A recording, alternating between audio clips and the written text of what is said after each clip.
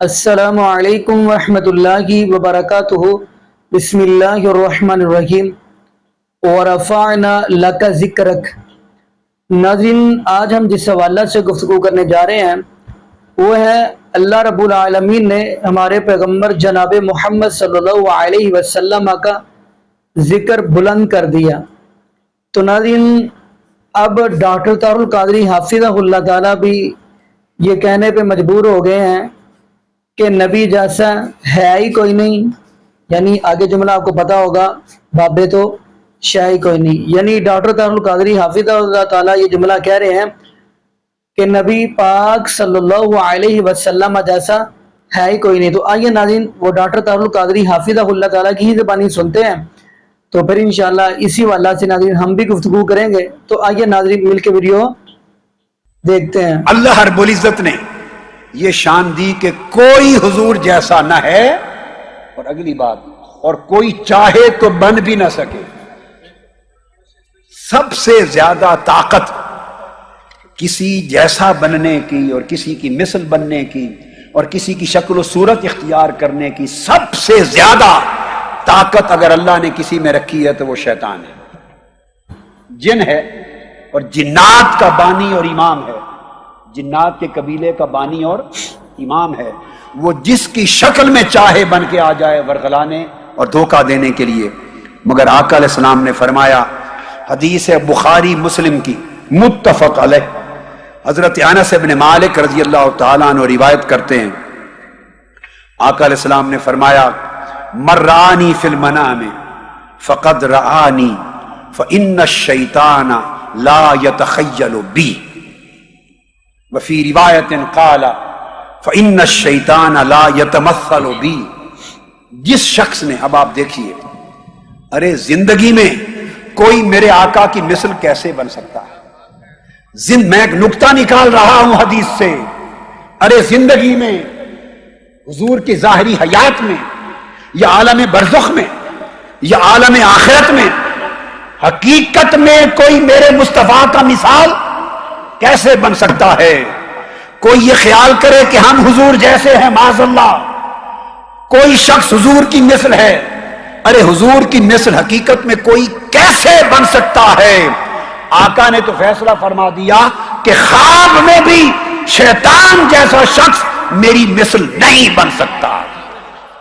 لہذا آج 1500 سال گزر جانے کے بعد بھی آقا نے فرمایا، اگر کوئی میرا امتی بنگلور کی سرزمین پر، میرا کوئی امتی حیدرآباد دکن کی سرزمین پر، میرا امتی کچھ اور گجرات اور بمبے کی سرزمین پر، میرا کوئی امتی اجمیر، لاہور، کراچی اور بغداد، عجم و عرب کی سرزمین پر، آج بھی میرا امتی مجھے خواب میں دیکھتا ہے، مر رآنی فی المنام، رات سوتے ہوئے اپنے خواب میں مجھے دیکھتا ہے۔ آقا نے فرمایا فقد رآنی، خدا کی عزت کی قسم اس نے مجھے ہی دیکھا ہے۔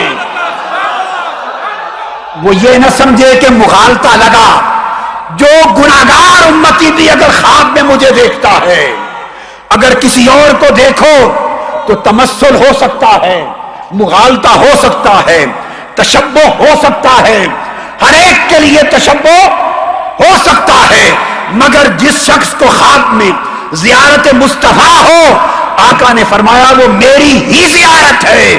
کیوں؟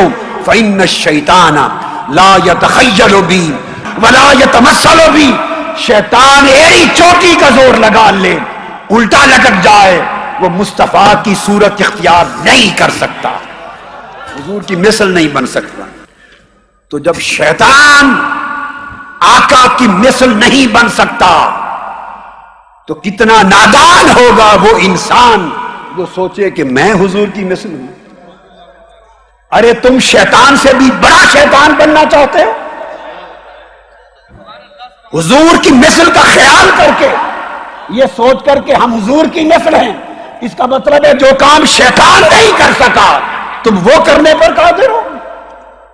شیطان کو اپنا بچہ بنا رہے ہو، اپنا چھوٹا بھائی بنا رہے ہو، اپنے سے کمزور بنا رہے ہو، اور خود اس سے بڑا شیطان بننا چاہتے ہو، یہ کہہ کر کہ معاذ اللہ ہم حضور کی مثل ہیں۔ ارے حضور کی مثل کوئی نہیں بن سکتا، جب شیطان خواب میں نہیں بن سکتا تو آپ اور کوئی اور عالم بیداری میں کیسے بن سکتا ہے؟ جی ناظرین، آپ نے یہ ویڈیو ملاحظہ فرمائی.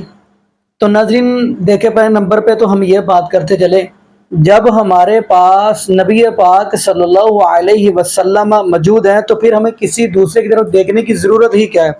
تو ناظرین اللہ پاک نے اپنے محبوب علیہ السلام کو اتنا کمال بنایا ہے، اتنا خوبصورت بنایا ہے، تو ناظرین کیوں نہ ہم اپنے نبی پاک صلی اللہ علیہ وسلم کو ہی پیر ہم بنا لیں؟ تو جبکہ ناظرین الحمدللہ ہمارا پیر تو نبی پاک صلی اللہ علیہ وسلم ہی ہے، اور قیامت والے دن جتنے بھی یہ بزرگ ہوں گے وہ سب کہہ رہے ہوں گے ربی نفسی ربی نفسی. حتیٰ کہ آپ صحیح بخاری کا مطالعہ کریں، ہر نبی یہ جملہ کہہ رہا ہوگا ربی نفسی. کہ آیا کہ جہاں پہ نبی کہہ رہے ہیں ربی نفسی، وہاں پہ یہ بزرگ جن کو یہ پوچھتے ہیں، جن کے جا کے قبروں پہ سر جھکاتے ہیں، جن کے جا کے سامنے یہ جبین نیاز جھکاتے ہیں، کیا وہاں پہ یہ نہیں کہہ رہے ہوں گے ربی نفسی؟ تو ناظرین وہاں پہ اگر کام آنا ہے تو الحمدللہ ہمارے پیر نبی پاک صلی اللہ علیہ وسلم نے ہی کام آنا ہے. تو ناظرین اللہ پاک نے اتنا مقام اور اتنا مرتبہ عطا کیا، بلکہ ایک صحیح بخاری کی حدیث ہے ہر نبی نے دعا کے اندر جلدی کی ہے، لیکن نبی پاک صلی اللہ علیہ وسلم فرماتے ہیں کہ میں نے اپنی دعا سنبھال کر رکھی ہے اور کل قیامت والے دن میں یہ دعا کروں گا.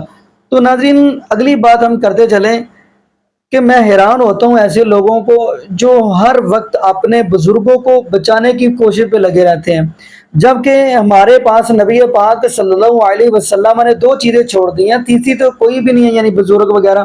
خیر جو میں حدیث پڑھنا چاہتا ہوں وہ نبی پاک صلی اللہ علیہ وسلم کے صحابی حضرت مقدام رضی اللہ عنہ فرماتے ہیں نبی پاک صلی اللہ علیہ وسلم نے فرمایا تو میں تو آپ کے درمیان دو چیزیں چھوڑ کے جا رہا ہوں، قرآن اور حدیث، یعنی قرآن اور نبی پاک صلی اللہ علیہ وسلم کا فرمان.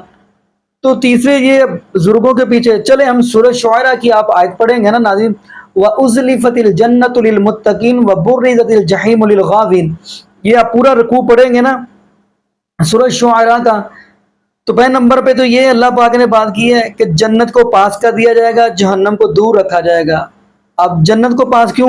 کیونکہ جنتی دیکھ دیکھ کر خوش ہو جائے کہ یہ ہمارا مقام ہے، اس کے اندر ہم نے جانا ہے. اور جہنم کو دور اس لیے رکھا گیا ہے تاکہ جہنمیوں کو ڈرا ڈرا کے ان کے اندر پھینکا جائے.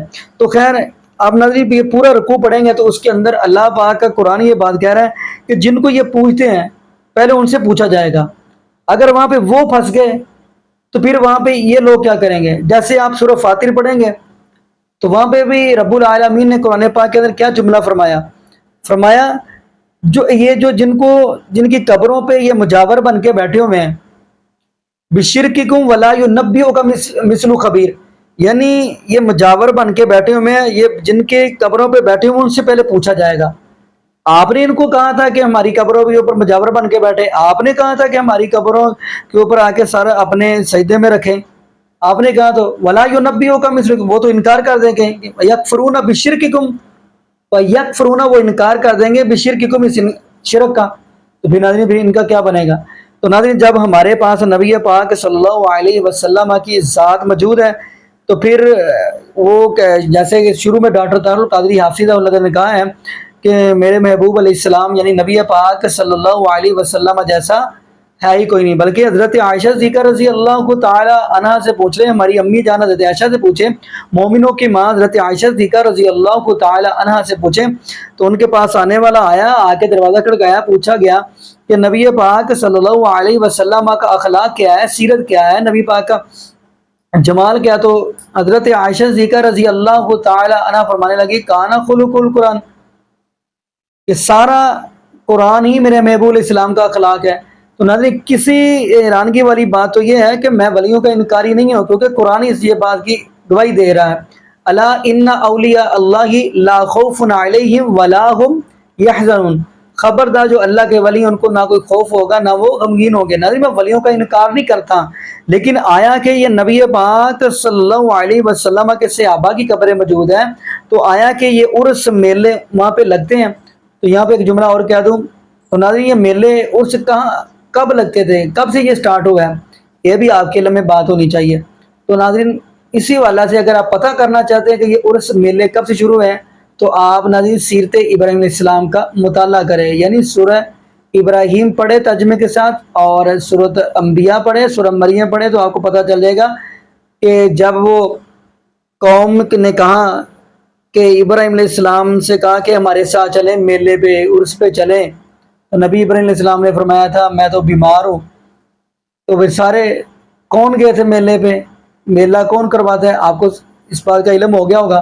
تو ناظرین دعا کریں اللہ پاک ہمیں نبی پاک صلی اللہ علیہ وسلم کی شریعت کے مطابق اپنی زندگی گزارنے کی توفیق دے، اور یہ بھی دعا کریں اللہ پاک ہمیں 5 وقت کا پکا اور سچا نمازی بنا دے، اور جتنے بھی بے اولاد جوڑے ہیں اللہ پاک سب کو نیک نرینہ صحت تندرستی والی ایمان والی لمبی زندگی والی اولاد عطا فرما دے۔ جزاکم اللہ خیرہ، احسن الجزاء، السلام علیکم ورحمۃ اللہ وبرکاتہ۔